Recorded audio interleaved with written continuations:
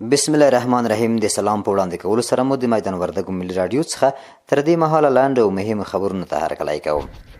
د اسلامي امارات زعیم عالی قدر امیر المؤمنین حفظه الله تعالی کندهار کې د حجاجو کرامو معلمینو ته په جوړ شوي سیمینار کې ویلي چې د حج فریضې ادا کولو پر مهال حاجیانو ته د خدمتونو وړاندې کول او هغوی ته د اسانتیاو برابرول د اسلامي امارت مسؤلیت دی.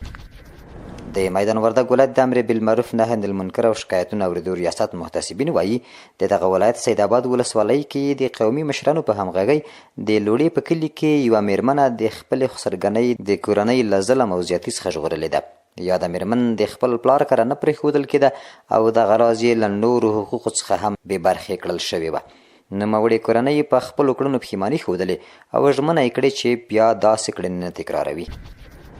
د میدان وردګ ولایت اوسیدونکي وایي له ګاونډیو هیوادونو په ځانګړي ډول له پاکستان څخه په زور ایستل شوو کډوالو سره هر ډول همکارۍ ته چمتو دي او په هټیوالو غږ کوي چې د نرخونو په ټیټوالي کې ورسره پوره همکاري وکړي.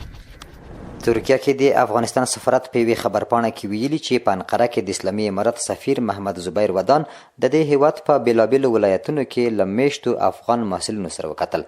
یاد سفارت زیاته کړې چې په دې کتنه کې د افغان محصلینو د تحصیلي وضعیت، اقامت او کلتوري فعالیتونو په اړه خبرې شوې دي.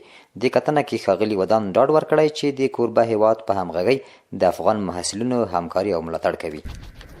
د امر بالمعروف نهی عن المنکر او شکایتونو اوریدو وزارت ویان مولوي سیف الاسلام خیبر وایي چې د دې وزارت محتسبینو د تیر یوه کال پر مهال په ټول هیواد کې د 1133 ښځو د اجباري نکاحو دوسیو ته رسیدنه کړې ده.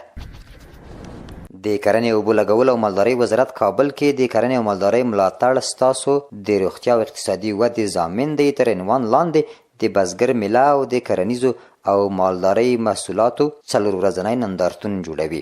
د کرنې وزارت وایي دا نندارتون د روان لمریز کال د غویي میاشتې له 11 تر 14 نیټې د کابل په بادام باغ کې جوړیږي.